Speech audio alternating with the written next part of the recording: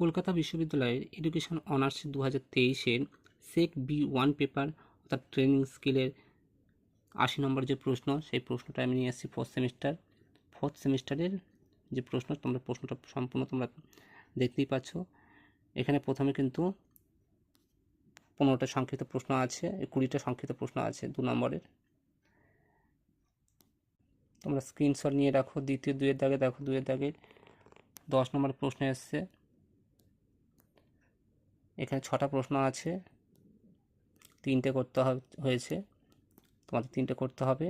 তারপর সংক্ষিপ্ত টিকা 3-এর দাগে 2টো আছে, 2টোই করতে হবে। ইংলিশ ভার্সানটাও যাদের প্রয়োজন আছে তারা দেখতে পারো।